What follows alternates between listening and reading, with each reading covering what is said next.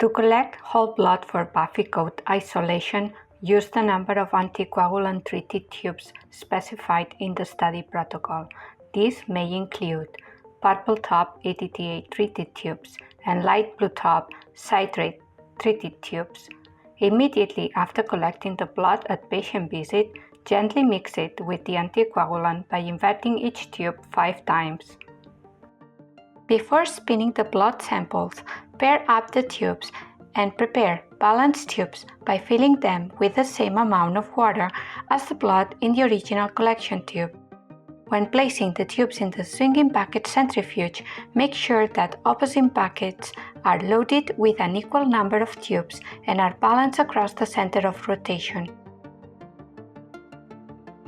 In addition, bucket loads must be balanced with respect to their pivotal axis for the tubes to reach a horizontal position at operating speed.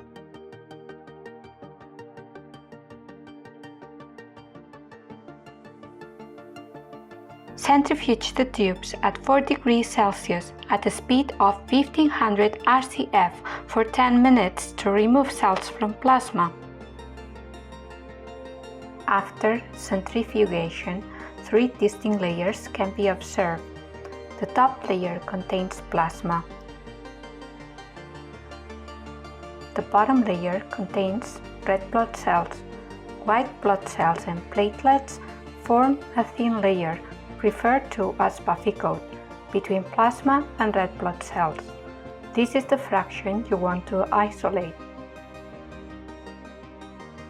If you previously collected plasma from EDTA and citrate treated tubes, retrieve the tubes set aside at 4 degrees Celsius to collect the buffy coat. Use a new Pasteur pipette. Prepare 0.5 ml aliquots of buffy coat from each of the EDTA treated tubes.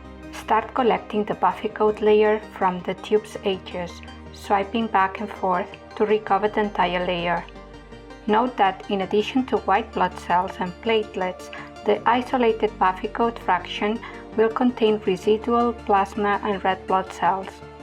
Following the study protocol, place a number of aliquots in the designated vials in the transient Wilmot plate.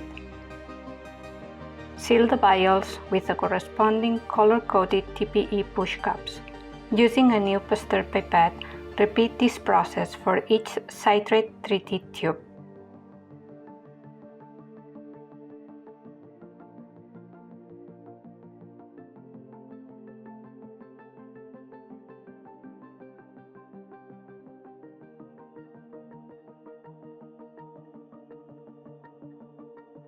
Once all buffy coat samples have been processed, move the filled vials back to their exact positions in the original Wilmot plate.